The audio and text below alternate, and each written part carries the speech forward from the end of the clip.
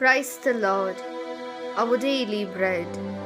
1 John chapter 4 verse 12. No one has seen God at any time. If we love one another, God remains in us and His love has been perfected in us. O Almighty God, thank you for giving this wonderful verse. May your presence showers on us. O Father, when we live our life with enmity and alienation, we can never see you. Therefore, one of your commandments is love your neighbor as you love yourself. Bless us to keep in our hearts the word, love others, make them happy, and come to see you in their image. We ask this in the precious name of our Lord Jesus Christ. Amen. அன்றாட உணவு. 1 யோவான் அதிகாரம் 4 இறை வார்த்தை 12. கடவுளை எவரும் என்றுமே கண்டதில்லை. நாம் ஒருவர் மற்றவரிடம் அன்பு கொண்டுள்ளோம் என்றால் கடவுள் நம்மோடு இணைந்திருப்பார். அவரது அன்பு நம்மிடம் நிறைவு பெறும். அன்பின் தகப்பனே, இன்றைய நாளிலே இந்த இறை மன்னாவை கொடுத்ததற்காக நன்றி ஆண்டவரே.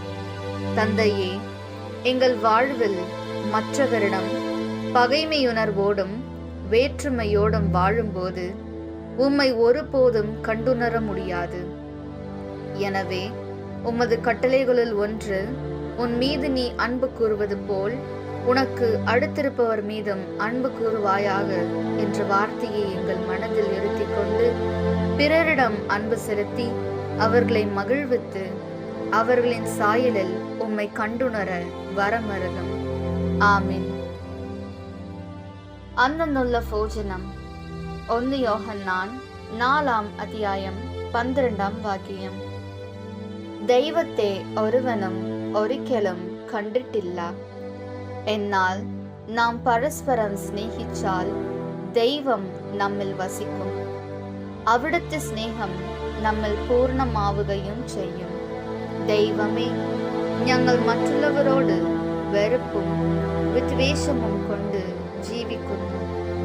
നിന്നെ പോലെ നിന്റെ അയലാനെ സ്നേഹിക്കുക എന്ന വചനം അനുസരിച്ച് മറ്റുള്ളവരെ സ്നേഹിച്ചുകൊണ്ട് മറ്റുള്ളവരിൽ അങ്ങയെ കണ്ട് നല്ലവരായി ജീവിക്കുവാൻ ഞങ്ങളെ അനുഗ്രഹിക്കണമേ.